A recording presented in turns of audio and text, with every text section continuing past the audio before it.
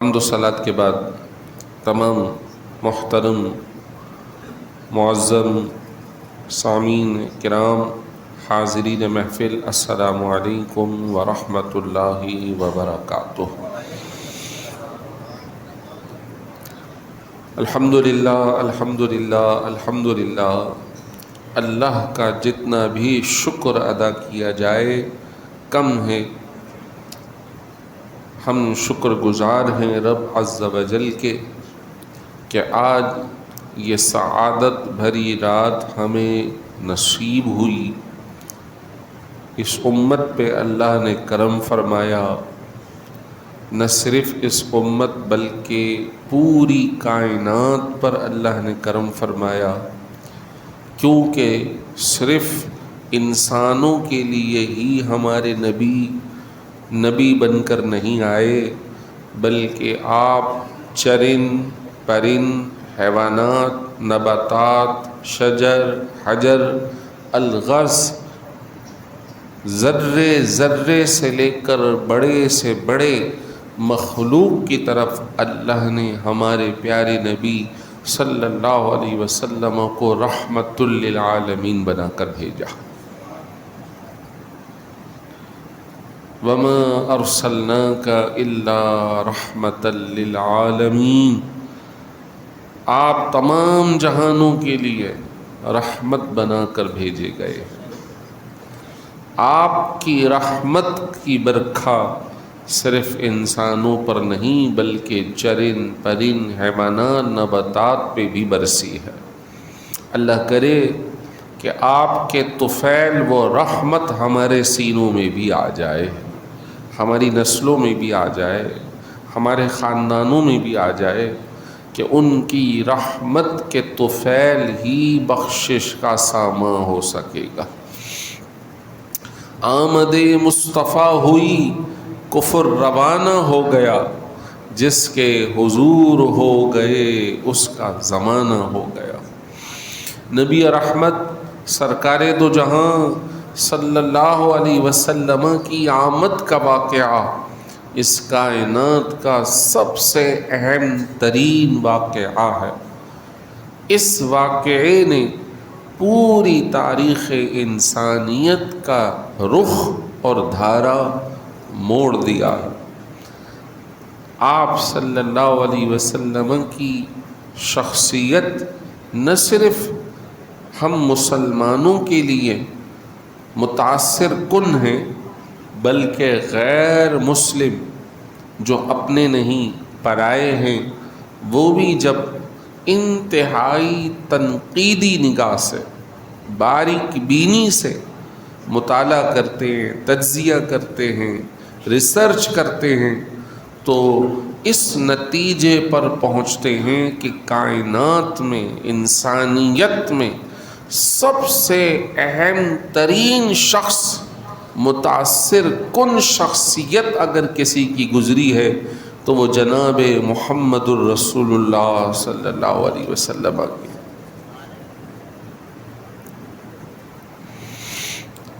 ایک شخص ہے مائیکل ہارٹ، اس نے ایک کتاب لکھی، ایسے 100 شخص کہ جنہوں نے انسانیت میں، انسانیت کے لیے، انسانوں میں ایسے کام، ایسی تاریخ چھوڑی کہ جس نے سب سے زیادہ انسانوں پر اثر ڈالا۔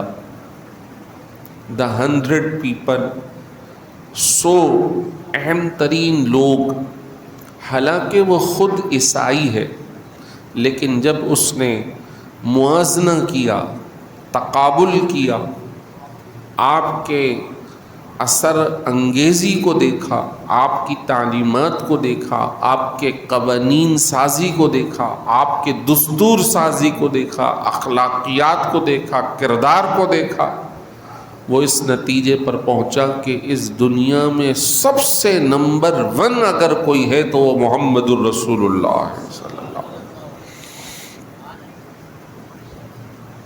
وہ آپ صلی اللہ علیہ وسلم کی شخصیت۔ اس نے ٹاپ پر جس کا نام لکھا، جس کی شخصیت کو پیش کیا، وہ آپ صلی اللہ علیہ وسلم کیوں نہ ہو کہ آپ حبیب رب العالمین ہیں، کیوں نہ ہو کہ آپ امام الانبیاء ہیں، کیوں نہ ہو کہ آپ پوری کائنات کی جان ہیں۔ رسول پاک صلی اللہ علیہ وسلم نے ایک حدیث میں یوں ارشاد فرمایا، انا سید ولد آدم ولا فخر، میں سارے انسانوں کا سردار ہوں، میں سارے انسانوں کا سردار ہوں، ولا فخر، لیکن میں فخریہ تکبرانہ انداز میں یہ بات نہیں کر رہا، بلکہ حقیقت پر مبنی یہ ہے کہ سارے لوگوں کا اگر ہیڈ، سربراہ، سردار اگر کوئی ہے تو وہ محمد الرسول اللہ صلی اللہ علیہ وسلم ہے، وہ رحمت للعالمین ہیں، وہ سرکار دو عالم صلی اللہ علیہ وسلم ہیں۔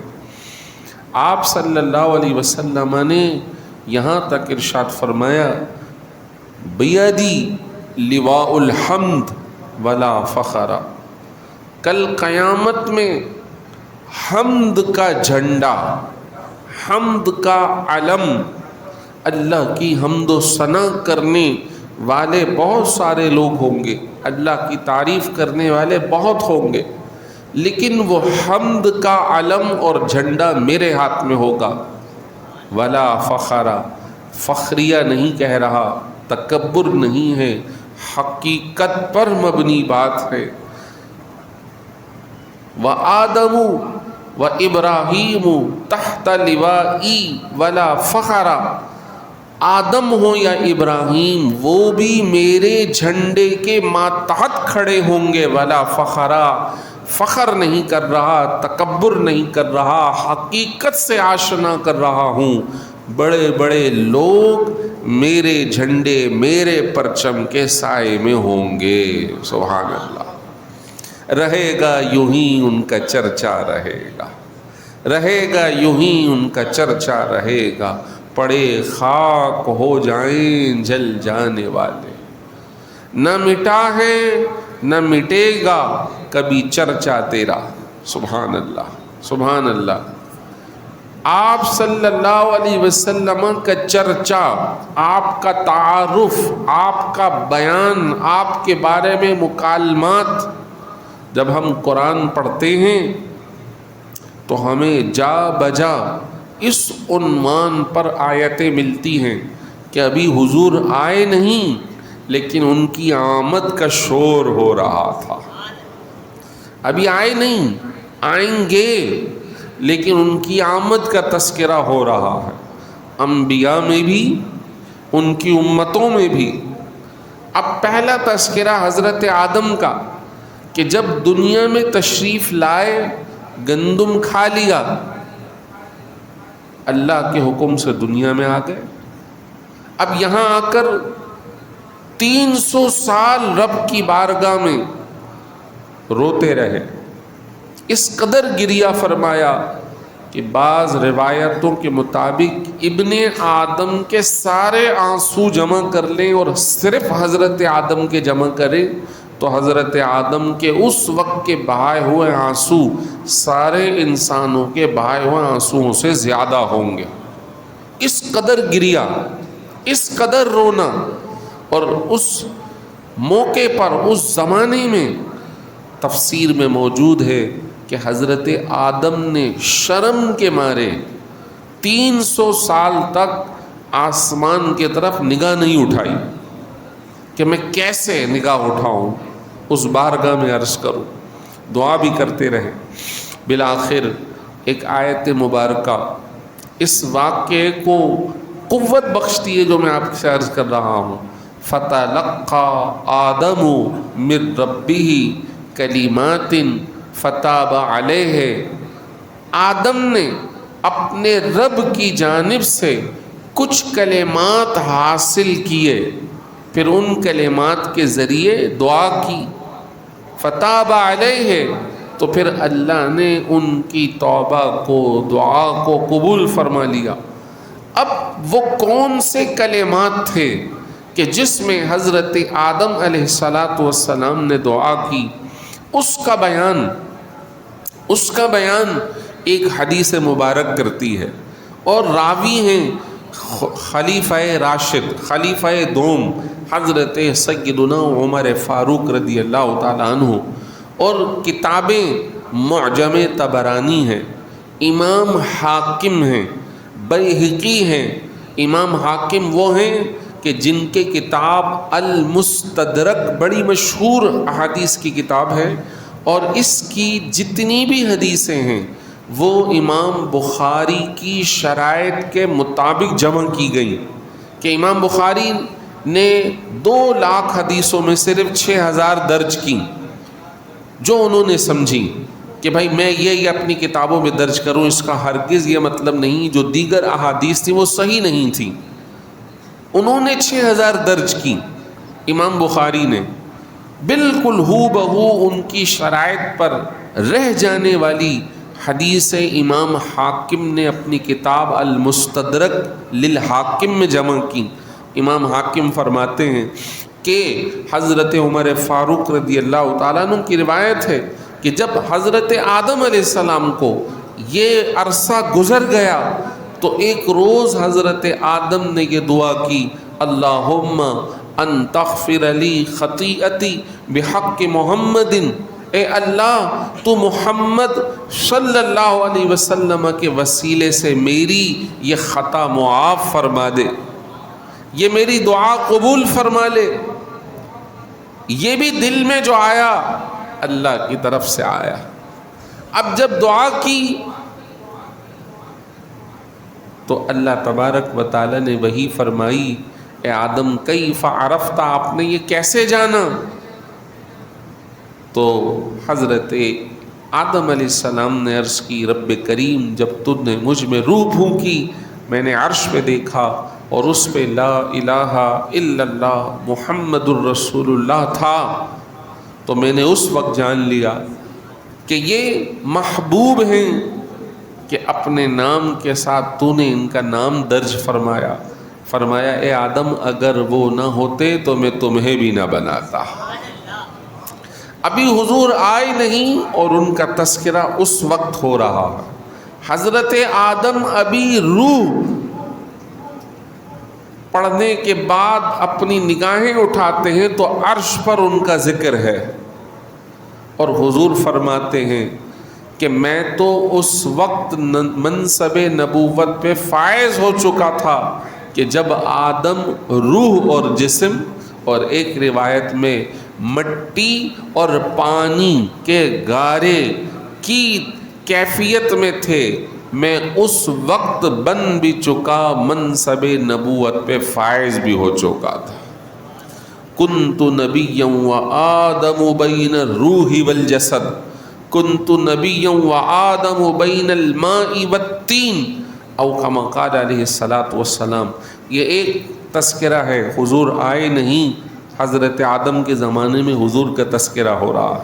میں نے جمعۃ المبارک میں حضرت موسیٰ علیہ السلام کا تذکرہ بڑی ڈیٹیل سے 2 جمعۃ المبارک میں کیا تھا کہ جا رہے تھے حضرت موسیٰ تورات لینے، گئے تھے اپنا 40 روزہ مکالمہ کرنے کے لیے۔ وہاں جب دعا کرتے ہیں اے اللہ تو مجھے اور میری قوم کو دنیا میں بھی حسنہ آخرت میں بھی حسنہ عطا فرما، تو وہاں حکم ہوتا ہے ہم نے تو وہ اپنے حبیب محترم کو عطا کر دیا، وہ نبی امی کے تابع داروں کو عطا کر دیا۔ حضرت ابراہیم حضور کا تذکرہ کرتے ہوئے نظر آتے ہیں، کعبۃ اللہ شریف کی عمارت تعمیر ہو رہی ہے، اللہ کے حکم پر کعبۃ اللہ شریف کی عمارت کو بنایا جا رہا ہے، بنیاد رکھی جا رہی ہے، اور جب مکمل ہو گیا یہ تعمیرات کا سلسلہ تو قرآن پڑھیے، حضرت ابراہیم مقام ابراہیم پر کھڑے ہو کے کیا دعا کرتے ہیں، ربنا وابعث فیہم رسولا، اے اللہ وہ رسول جس کا تو نے ہم سے وعدہ لیا ہے وہ میری اولاد میں پیدا فرما دے۔ وہ میرے خاندان میں پیدا فرما دے، وہ نبی آخر الزمان کہ جس کے بارے میں ہم سے عالم ارواح میں وعدہ لیا گیا تھا، اے اللہ تو وہ ہمیں عطا فرما دے۔ سبحان اللہ، تذکرہ مصطفیٰ ہوا تو کیا ہوا؟ اس مقام ابراہیم پر آپ حضرت ابراہیم کے قدم مبارک کے نقش ہو گئے، اور قیامت تک لوگوں کو واجب کر دیا کہ تم نے عمرہ کرنا ہے، طواف کرنا ہے، تو تمہارا طواف، تمہارا عمرہ قبول نہیں ہوگا جب تک کہ اس پتھر، اس مقام ابراہیم کے پیچھے کھڑے ہو کے تم 2 رکعت پڑھ نہیں لیتے۔ وہ تو پتھر ہے نا، اس کے پیچھے ہی کیوں؟ کیونکہ اللہ نے حضرت ابراہیم کو اس پر کھڑا کیا، اور حضرت ابراہیم نے کھڑے ہو کر وہاں خاتم النبیین کے بارے میں دعا فرمائی تھی۔ عمرہ، طواف، اس کے پیچھے آپ نے 2 رکعت نماز پڑھنی ہے۔ خاص جگہ مل جائے تو ٹھیک ہے، نہیں تو اسی کی سیدھ میں کہیں بھی پڑھو، لیکن واجب قرار دے دیا۔ حضرت ابراہیم دعا کر رہے ہیں۔ بزرگوں نے کہا کہ اگر حضور نہ ہوتے تو حضرت آدم کی دعا قبول نہ ہوتی۔ وہ نور مصطفیٰ تھا کہ جس کے طفیل حضرت آدم کی دعا قبول ہوئی، وہی نور سینہ بسینہ حضرت نوح تک پہنچا، اور وہ کشتی اگر نور مصطفیٰ اس کشتی میں نہ ہوتا تو وہ پار نہ لگتی۔ وہی سلسلہ چلتا رہا، حضرت ابراہیم تک پہنچا۔ اگر وہ نور مصطفیٰ ابراہیم علیہ السلام میں نہ ہوتا تو کب کی نار نمرود آپ کو جلا دیتی، لیکن اس نور مصطفیٰ کو آنا تھا تو اللہ نے حضرت آدم کو بھی، حضرت نوح کو بھی، حضرت ابراہیم کو بھی، اور اس طرح چلتے چلتے آپ صلی اللہ علیہ وسلم کے طفیل حضرت اسماعیل کو بھی اس نور سے نوازا گیا۔ چھری تو چل گئی تھی، لیکن وہ کون تھا؟ وہ نور مصطفیٰ صلی اللہ علیہ وسلم تھے کہ جن کی آمد کی وجہ سے یہ سارے معاملات کو اللہ تبارک و تعالی نے مکمل فرمایا۔ اے آدم، اگر وہ نہ ہوتے تو ہم تمہیں بھی نہ بناتے۔ ایک آیت مبارکہ، یعرفونہ کما یعرفون ابناءہم، وہ رسول کریم صلی اللہ علیہ وسلم کو ایسے جانتے تھے جیسے اپنی اولادوں کو جانتے ہیں۔ یہ اہل کتاب یہودیوں اور عیسائیوں کے بارے میں آیت ہے، خصوصاً اہل کتاب یہودیوں کے بارے میں ہے۔ اب آپ اور میں اس مسئلے کو سمجھنا چاہیں تو ایک چھوٹے سے مسئلے سے 1,00,000 بچے کھڑے ہوں اور ان 1,00,000 میں آپ کا ایک ہو، آپ بتائیے کیا اپنے بیٹے کو، بیٹی کو پہچانیں گے نہیں؟ کیا وہ آپ کو پہچانے گا نہیں؟ کیا آپ کو شبہ ہوگا؟ نہیں۔ کیا آپ کو غیر یقینی کیفیت ہوگی؟ نہیں۔ آپ کو یقین کے ساتھ معلوم ہے یہ ہے میری اولاد۔ سبحان اللہ۔ اس آیت کا مطلب یہ ہے کہ ان کو ذرہ برابر بھی شک نہیں تھا کہ آپ ہی سید الانبیاء ہیں، آپ ہی امام الانبیاء ہیں۔ آپ کی علامات اتنی واضح تھیں، اور یہ علامات کہاں سے آئیں؟ اللہ نے آپ کے آنے سے پہلے ہی آپ کا ذکر خیر ساری امتوں میں جاری فرما دیا تھا۔ سبحان اللہ، سبحان اللہ۔ آپ صلی اللہ علیہ وسلم ہی اس کائنات کے مرکز ہیں، آپ ہی اول ہیں، آپ ہی آخر ہیں۔ آپ کے طفیل ہی رب کی معرفت ہے۔ یہی وجہ ہے حضور صلی اللہ علیہ وسلم کی پہچان۔ اللہ اکبر۔ ایک مرتبہ رسول پاک صلی اللہ علیہ وسلم ملک شام گئے چچا کے ساتھ، 13 سال کی عمر تھی۔ ملک شام گئے اور آپ صلی اللہ علیہ وسلم تجارتی قافلے میں تھے۔ جب قافلہ پورا ادھر پہنچا تو سارے لوگ درخت کے سائے میں بیٹھ گئے۔ حضور 13 سال کے، لڑک پن کی عمر ہے، جگہ نہ ملی، کسی کو اس کی جگہ سے ہٹایا نہیں، ادب، اخلاقیات، خود دھوپ میں بیٹھ گئے۔ اگلے ہی لمحے یہ معجزہ ہوا کہ وہ درخت سارا کا سارا جھک گیا اور سایہ رسول پاک صلی اللہ علیہ وسلم پر ہو جاتا ہے۔ درخت کو بھی معلوم ہے کہ آپ ہی امام الانبیاء ہیں۔ وہیں پر ایک راہب تھا، عیسائی صوفی، مذہب عیسائیت کا صوفی۔ یقیناً اس زمانے کے اندر جو بھی اپنے مذہب پہ قائم رہا، اپنے دین پہ قائم رہا، اس کی بخشش ہے۔ قرآن نے قسیسی ان کو کہا، قسی یعنی صوفی، عیسائیوں کے صوفی کو قاف سین یا قسی، چھٹے پارے کے اندر ان کا تذکرہ موجود ہے یہ لفظ۔ تو اس راہب نے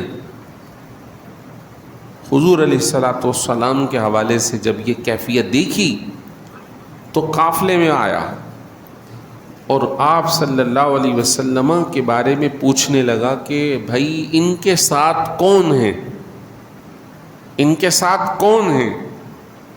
تو جناب ابو طالب جو چچا تھے کہنے لگے میں ہوں۔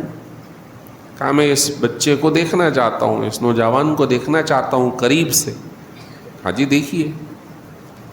انہوں نے کہا جی آپ ذرا مڑیے گا۔ جب مڑے تو آپ کی پشت پر بالوں کا ایک ایسا گچھا تھا جو مہر نبوت تھی، بیسیکلی مہر نبوت۔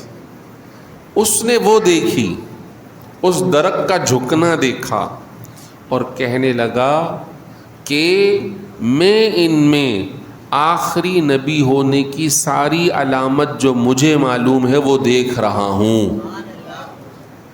آپ انہیں آگے مت لے جائیں، کہیں ایسا نہ ہو اہل یہود ان کی علامت کو دیکھ کر انہیں تکلیف پہنچائیں۔ آپ انہیں دوبارہ مکے لے جائیں، آپ دوبارہ لے جائیں۔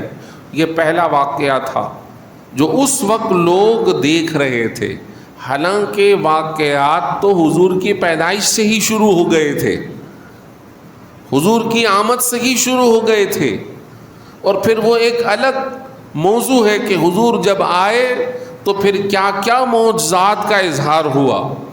میں تو بات کر رہا ہوں حضور کی پہچان، حضور کا تعارف، اور حضور کی آمد پر ہی ایک تذکرہ ہے کہ ایک نجومی عورت کا تذکرہ ملتا ہے کہ وہ نجومی عورت اپنے نجوم کے ذریعے، یہ ستاروں کے ذریعے جانتی تھی کہ ان قریب ایک ستارہ بلند ہوگا، جب وہ ستارہ آئے گا تو وہ نبی آخر الزمان آنے والے ہیں۔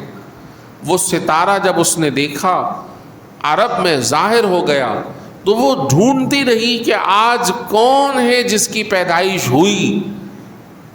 جب رسول پاک صلی اللہ علیہ وسلم کی اطلاع پہنچی، وہ دیکھی، آ کر اس نے دیکھا تو اس نے کہا کہ آج وہ آخری نبی اس دنیا میں آ گئے، آج وہ آخری نبی اس دنیا میں آ گئے۔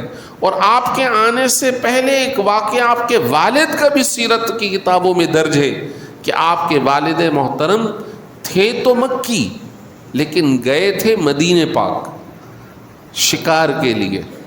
اس شکار کے دوران ایک عورت نے آپ کے اندر وہ علامات دیکھی کہ جو نبی آخر الزمان کی علامت ان میں نظر آ رہی تھی والد ہونے کے ناطے۔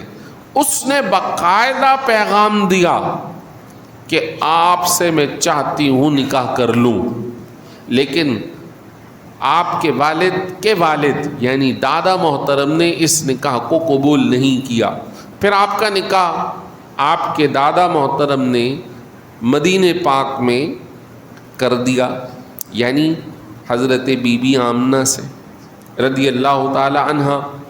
اب کچھ دنوں کے بعد آپ کے والد پھر گئے، اس عورت نے دیکھا تو کہنے لگی کیا آپ نے نکاح کر لیا؟ کہا ہاں، تمہیں کیسے پتا؟ کہا وہ جو نور تمہارے چہرے میں چمکتا تھا اب وہ کہیں اور منتقل ہو گیا۔ اللہ اکبر! یہ کیا بات ہے، کیا ماجرا ہے کہ حضور ابھی آئے نہیں لیکن حضور کا چرچا ہو رہا ہے، حضور کا چرچا ہو رہا ہے، حضور کا تعارف ہو رہا ہے، حضور کی پہچان ہو رہی ہے۔ حضور کو تو ہرن بھی جانتی ہے، حضور کو تو گوہ بھی جانتی ہے، حضور کو تو درخت بھی جانتے ہیں، کنکر بھی جانتے ہیں، پتھر بھی جانتے ہیں کہ آپ نبی آخر الزماں ہیں۔ آج جمعے میں نے 2-3 معجزات کا تذکرہ کیا۔ آپ صلی اللہ علیہ وسلم جب جلوہ گر ہوئے، آپ صلی اللہ علیہ وسلم کی شخصیت ایسی تھی جو دیکھتا تھا اور اس کو علامات معلوم ہو تو فوراً پہچان لیا کرتا تھا۔ ایک شخص جو مسلمان ہوئے جن کا نام تھا عبداللہ بن سلام، ایک یہودی عالم تھے، انہوں نے صرف آپ کے چہرے مبارک کو دیکھ کر اسلام قبول کر لیا تھا۔ پہلی مرتبہ ملاقات ہوئی، آپ کے چہرے انور کو دیکھا اور کہا کہ لیس بوجہہ کذاب، یہ اپنے چہرے سے جھوٹے نہیں ہیں، یہ بالکل یقینی 100% نبی الانبیاء ہیں۔ کلمہ پڑھ کر مسلمان ہو گئے۔ آپ صلی اللہ علیہ وسلم اس کائنات کی جان ہیں۔ آپ صلی اللہ علیہ وسلم کا وہ سلسلہ جو آپ کے آنے سے پہلے اس دنیا کے ختم ہونے کے بعد بھی حضور کی سرداری نظر آئے گی۔ آپ شافع محشر ہیں، یاد رکھیے کہ رسول پاک صلی اللہ علیہ وسلم کی وہ شخصیت ہے کہ اگر ہم اس دنیا سے جاتے ہیں تو سب سے پہلے 3 سوالات ہوں گے، اور ان 3 سوالوں میں آخری سوال حضور کا ہوگا، من ربک، تیرا رب کون ہے؟ جو خدا کو مانتا ہے یقیناً وہ کہہ دے گا اللہ، تو یہودی بھی اس سوال میں، عیسائی بھی اس سوال میں، اور پچھلی جو امتیں گزری ہیں وہ بھی اس سوال میں، اور اس وقت اگر کوئی ان کا ماننے والا ہے تو کامیاب ہو جائے گا، ہمارا رب اللہ ہے۔ دوسرا سوال ہوگا ما دینو کا، تو سب کہیں گے ہمارا دین اسلام ہے، تو وہ بھی کہیں گے اسلام، یہ بھی کہیں گے، یہ بھی کہیں گے، کیونکہ آج بھی لوگ اس بات کا تو تقاضا کرتے ہیں، ظاہر کرتے ہیں کہ بھئی ہم حق دین پر ہیں۔ آپ دیکھیے کہ اس وقت وہ ڈونلڈ ٹرمپ کا ایک جملہ بڑا مشہور ہوا کہ جب یوکرین اور روس کی جنگ کو روکنے کی بات کی تو اس نے یہ بات کہی کہ میں نے 6 مہینے میں 6 جنگیں روکی ہیں، یہ میرے میں جنت میں جانے کے لیے کافی ہے۔ یعنی وہ بھی یہ طلب عقیدہ رکھتے ہیں کہ مرنے کے بعد جنت میں جانا ہے، تو اپنے اپنے نظریے کے مطابق تو کھڑے ہیں لوگ، لیکن سوال یہ ہے کہ وہ نظریہ اللہ کی بارگاہ میں قبول ہوگا یا نہیں ہوگا۔ تو حدیث مبارک کے مطابق تیسرا سوال ہوگا ما تقول فی حق ھذا الرجل، رسول اللہ صلی اللہ علیہ وسلم کی زیارت کروائی جائے گی، حضور کی زیارت کروائی جائے گی۔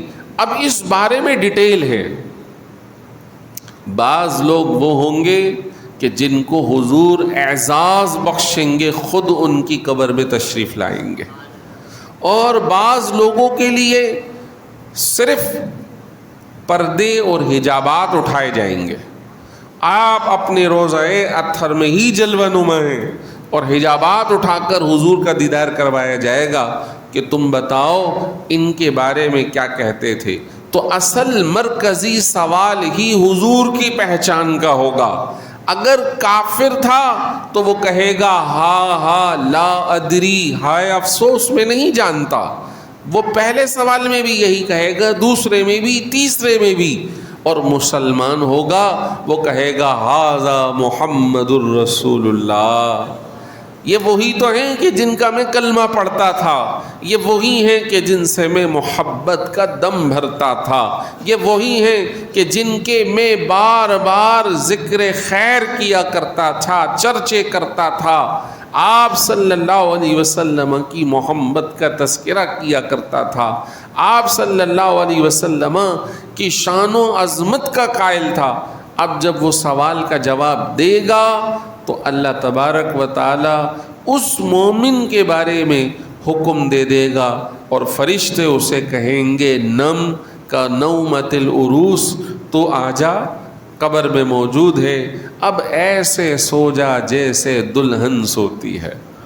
اب دلہن ایک تشبیہ دی گئی ہے، اسے دلہن نہیں بنایا جا رہا، تشبیہ ہے کہ اس کی زندگی کا ایک اہم ترین دن ہے۔ آج اسے خوشبوؤں سے، تجھے بھی خوشبوؤں سے سجایا گیا، آج اسے نیا جوڑا، تجھے بھی جنتی لباس پہنایا گیا، اس کا نیا بستر، تیرا بھی جنتی بستر لگا دیا گیا، اس کے لیے زندگی کی آسائش کی ساری سہولیات میسر کی گئیں، آج تیرے لیے بھی راحت کی ساری آسائشیں طے کر دی گئیں، اور پھر جنت کی کھڑکی کھول دی گئی، اور دلہن یعنی ایک تشبیہ دی گئی کہ اس نے سونا نہیں ہے، اس نے سونا نہیں ہے، بیسیکلی تو وہ انتظار میں ہے، زندگی کے اہم موڑ پر ہے۔ اسی طرح یہ مومن اب انتظار میں ہے کہ کب یہ گھڑی بھی ختم ہو اور میں جنت میں داخل ہو جاؤں۔ یہ ہے مومن کے لیے پہچان مصطفیٰ صلی اللہ علیہ وسلم کا نتیجہ، ثمر۔ آپ صلی اللہ علیہ وسلم کی جس طرح پہچان قبر میں ہو رہی ہوگی، اسی طرح آپ صلی اللہ علیہ وسلم کا ذکر خیر حشر میں ہو رہا ہوگا۔ حشر، آپ صلی اللہ علیہ وسلم، حضور ارشاد فرماتے ہیں، انا، میں اول شافعین، میں پہلا شفاعت کرنے والا ہوں، وَأَوَّلُ مُشَفَّعٍ، اور جس کی شفاعت قبول کی جائے گی اس میں بھی میں ہی پہلا اور مقدم ہوں۔ قیامت کا ہولناک منظر، اللہ اکبر، فرمایا یوم یفر المرء من اخیہ وامہ وابیہ وصاحبتہ وبنیہ، قیامت کا منظر وہ ہوگا کہ جس روز بیٹا باپ سے، باپ بیٹے سے، میاں بیوی سے، بیوی اپنے شوہر سے، بھائی بھائی سے دور ہو رہے ہوں گے، اور عربی کا تو لفظ ہے یفرو، فرار ہو رہے ہوں گے، وہ ادھر سے آ رہا ہے تو یہ ادھر فرار ہوگا۔ آج ہم اس بات کو سمجھیں، اس بات کو سمجھیں کہ بہت سارے کام غلط، ناجائز اپنی اولاد کے لیے، بیوی کے لیے، بیٹوں کے لیے، بھائیوں کے لیے ہم کر گزرتے ہیں، ان کی عارضی زندگی کو خوشیوں کے لیے کبھی ہم حرام میں داخل ہو جاتے ہیں، لیکن کل قیامت میں جواب ہم نے اور آپ نے خود ہی دینا ہے، یہ ہمیں چھوڑ کر جا چکے ہوں گے۔ لہٰذا نہ خود غلط کرو، نہ غلط کی تربیت دو، ایسا کام کرو کہ کل قیامت میں اس کا جواب دے سکو، ایسی کیفیت ہوگی، اور ہر ایک دوسرے سے الگ ہو رہا ہوگا کہ کہیں ایسا نہ ہو کہ آج نیکی مانگ لے، آج نیکی کا تقاضا کر لے۔ اللہ اکبر، ایسی ہولنا کی سارے لوگ 50,000 سال میں سے تقریباً 25,000 سال پسینوں میں شرابور ہو رہے ہوں گے۔ بخاری شریف کی وہ طویل ترین حدیث شریف ہے کہ جس میں 5 نبیوں کا خصوصی تذکرہ ہوا کہ حضرت آدم کے پاس پہنچیں گے، حضرت آدم علیہ السلام کہیں گے اللہ کا جلال اپنے عروج پر ہے اور میں نے گندم کھا لیا تھا، آج کہیں دوبارہ وہ سوال نہ ہو جائے، میں اللہ کی بارگاہ میں عرض نہیں کر سکتا، آپ کسی اور کے پاس جاؤ۔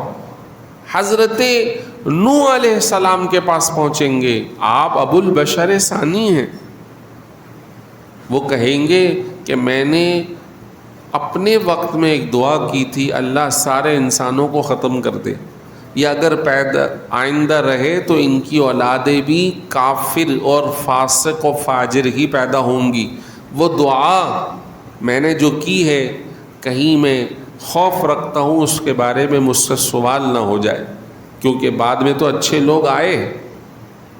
پھر سارے مل کر حضرت موسیٰ کے پاس پہنچیں گے، حضرت موسیٰ کہیں گے کہ اللہ کا جلال عروج پر ہے اور میں نے ایک قبطی کو مکہ مارا تھا، وہ مر گیا تھا، میں اس خوف میں ہوں کہیں اللہ مجھ سے وہ سوال نہ فرما لے، لہٰذا اذهبوا الی غیری، حضرت عیسیٰ کے پاس آئیں گے، وہ دوسری تو بات نہیں کہیں گے لیکن یہ بات کہیں گے، ہاں میں تمہیں بتا سکتا ہوں کہ آج اللہ سے عرض کون کر سکتا ہے۔ تو پھر حضرت عیسیٰ رسول پاک صلی اللہ علیہ وسلم کی طرف بھیجیں گے۔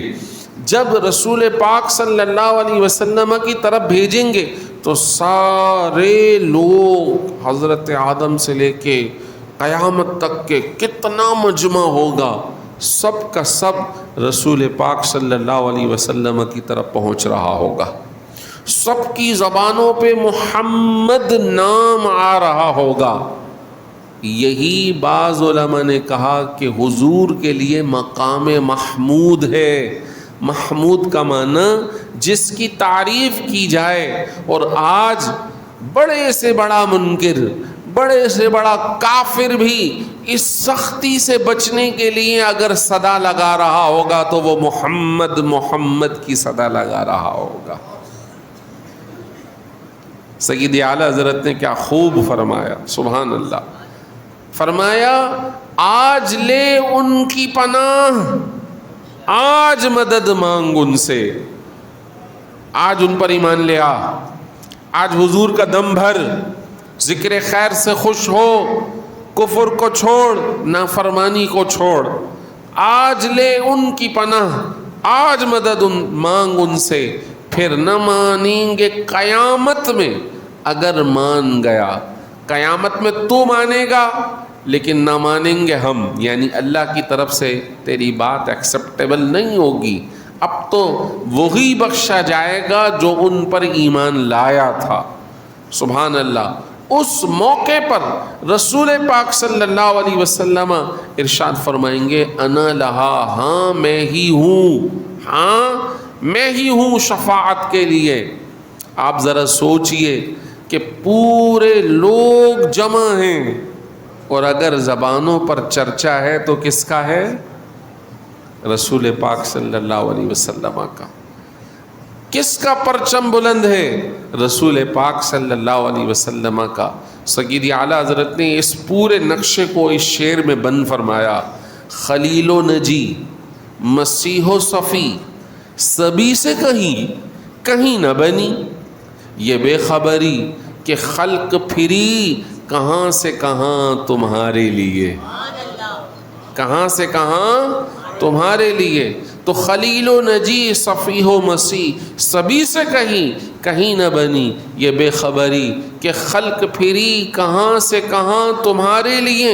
اور سارے لوگ جب حضور کی بارگاہ میں آ جائیں گے، حضور فرماتے ہیں کہ پھر اللہ تبارک و تعالیٰ کی بارگاہ میں عرش کے سائے میں اللہ کے حضور سجدہ کروں گا اور اللہ کی حمد کروں گا، اور ایسے کلمات سے کہ آج تک اس حمد کے کلمے کو کسی نے نہ پڑھا ہوگا، کسی نے نہ کہا ہوگا۔ اللہ کی ایسی حمد، جب وہ حمد کروں گا اللہ تعالیٰ خوش ہو کر، راضی ہو کر مجھ سے ارشاد فرمائے گا یا محمد ارفع رأسک، اے حبیب اپنے سر کو اٹھا لیجئے، سر کو اٹھا لیجئے۔ سل تعطی لک، جو مانگیں گے آپ کو دے دیا جائے گا۔ سل تعطی لک، شفع تشفع لک، جس کی شفاعت کریں گے آپ کی شفاعت کو قبول کر لیا جائے گا۔ آپ صلی اللہ علیہ وسلم کی اس شان کو ظاہر کیا جائے گا قیامت میں کہ دیکھو کائنات میں اگر اللہ کے نزدیک کسی کا مرتبہ بلند ہے تو تم نے اپنے اپنے زمانوں میں دیکھا، آج مجمع عام میں دیکھ لو کہ یہ ہمارے محبوب ہیں، یہ ہمارے محبوب ہیں۔ علامہ حسن رضا خان صاحب رحمۃ اللہ تعالی علیہ نے اس اور نقشے کو بڑے پیارے انداز میں بیان فرمایا، کہا فقط اتنا سبب ہے انعقاد بزم محشر کا، بزم لگی ہوئی ہے، سارے لوگ ہیں، مجمع عام ہیں. دیکھیے اللہ کو تو معلوم ہے نا کون کفر پہ گیا، کون ایمان پہ گیا، کون نافرمانی پہ گیا، کون اطاعت پہ گیا، اللہ کو سب معلوم ہے. آخر ایسا کیوں کہ آج مجمع عام لگا کر فیصلہ ہو رہا ہے؟ تو اصل میں آپ صلی اللہ علیہ وسلم کے مقام کا اظہار کرنا مقصود ہے. کہتے ہیں فقط اتنا سبب ہے انعقاد بزم محشر کا کہ ان کی شان محبوبی دکھائی جانے والی ہے، ان کی شان محبوبی دکھائی جانے والی ہے. آپ صلی اللہ علیہ وسلم کی شان و عظمت، آپ کا چرچا کائنات کے بننے سے پہلے بھی ہے، آج بھی ہے، اور کائنات کے ختم ہونے کے بعد حشر میں بھی. حشر تک ڈالیں گے ہم پیدائش مولا کی دھوم، مثل فارس نجد کے قلعے گراتے جائیں گے. آپ صلی اللہ علیہ وسلم اس موقع پر شافع محشر کے اس مقام اور رتبے پر فائز ہوں گے. اور آپ نے جیسے خود فرمایا میں پہلا ہوں گا، مقدم ہوں گا، میں پہلا شافع، انا اول شافع، انا اول مشفع. اور اب سنیے وہ آیت جو میں نے خطبے میں پڑھی تھی. اللہ اکبر. ارشاد فرمایا یومئذ لا تنفع الشفاعہ، اس روز کوئی شفاعت کام نہیں کرے گی، الا من اذن له الرحمن ورضی له قولا، سوائے اس کے، اس شخص کے کہ جس سے اللہ راضی ہو گیا، جس کو اللہ نے اجازت مرحمت فرمائی. اور یہ اجازت رسول اللہ کو ہوگی، یہ اجازت رسول پاک صلی اللہ علیہ وسلم کو ہوگی، اور ان سے رب تبارک و تعالی راضی ہوگا. ایک آیت مبارکہ اسی قیامت کے پس منظر میں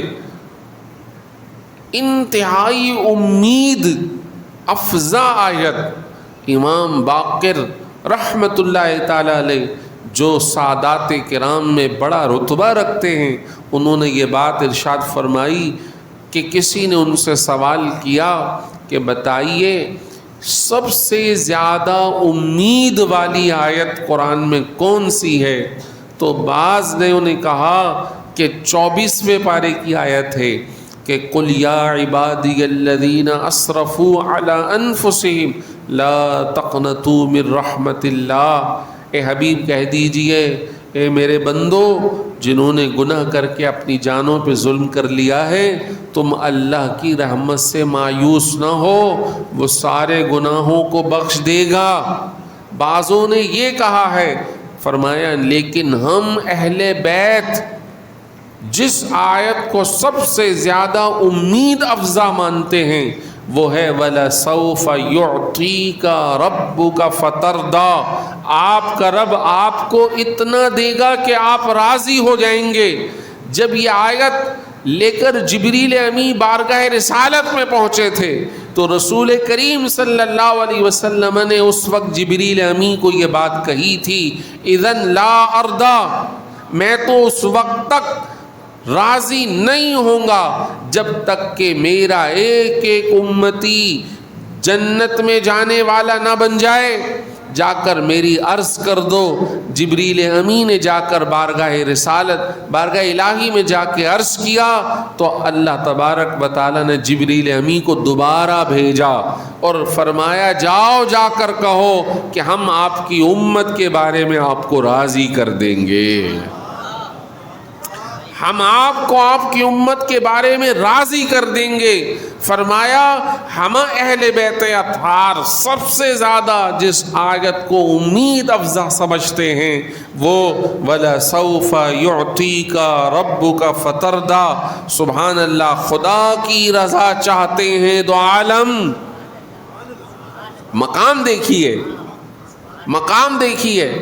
خدا کی رضا چاہتے ہیں دو عالم، خدا چاہتا ہے رضائے محمد صلی اللہ علیہ وسلم.